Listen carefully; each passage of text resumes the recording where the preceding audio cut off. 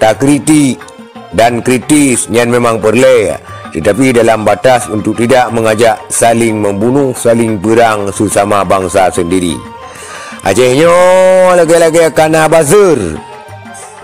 Acehnya siga tu lagi-lagi kana bazar upahan untuk memporak-porandakan rakyat Aceh agar saling bunuh sesama.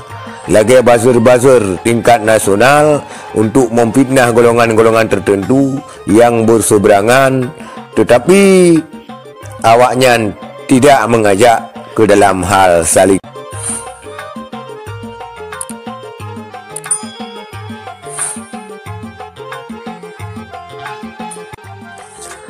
Assalamualaikum warahmatullahi wabarakatuh.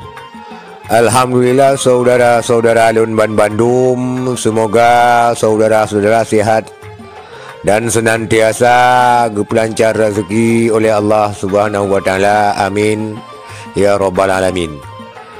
Saudara Alun Ban Bandung, Aceh sedang dalam keadaan suhu politik yang amburadul dan memprihatinkan, terlebih dalam masa-masa akhir Jino menjelang pemilu, iaitu menjelang Pileg dan Pilkada Aceh 2024. Para pejuang dan mantan kombatan karu sabi kedoro dan menyerukan rakyat ke dalam hal yang mengerikan. Bahkan ajakan boleh dikatakan saling poh-mupoh ataupun saling bunuh-membunuh dengan alibi untuk mensukseskan kampanye tersebut, selalu dengan topik pengkhianat, bandit dan juang. Saudara-saudara sekalian, sebenarnya rakyat Aceh cukup le ka korban, cukup le ka korban mulai masa Soekarno, kemudian lanjut masa Soeharto dan lanjut pula kepada masa Megawati. Masa-masa kelam ataupun masa-masa yang sangat mengerikan. Cukup banyak korban bak masa-masa tersebut, sehingga atranya beknali terulang kembali, beknali ajakan untuk saling membunuh, untuk saling perang sabi kedoro. Saudara sekalian,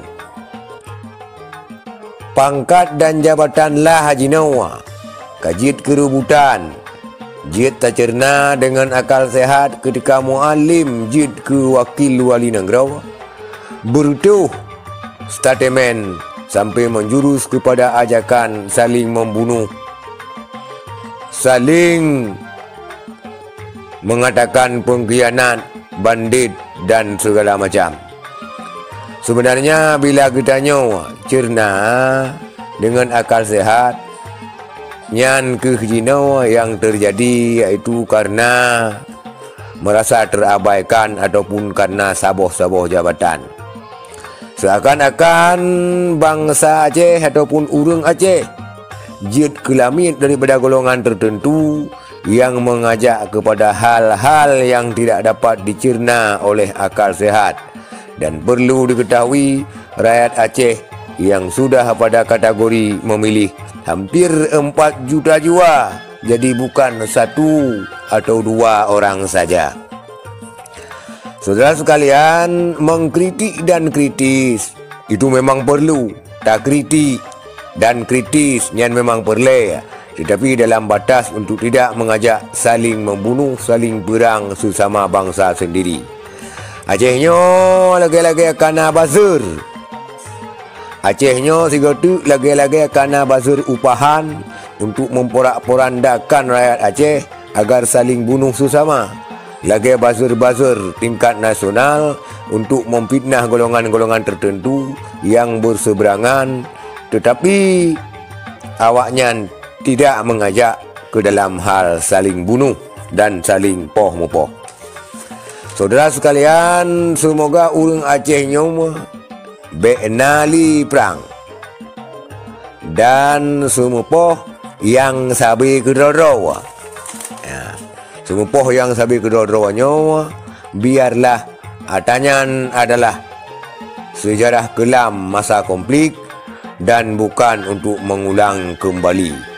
Untuk jak semupoh sabi-sabi bangsa, sabi-sabi kedoro saling menghasut dan fitnah menjurus kepada perang sabi kedoro. Semoga segala persoalan dapat terselesaikan tanpa harus mengorbankan nyawa, tanpa harus saling menghasut rakyat Aceh untuk saling berperang sesama. Sekian, terima kasih. Assalamualaikum warahmatullahi wabarakatuh.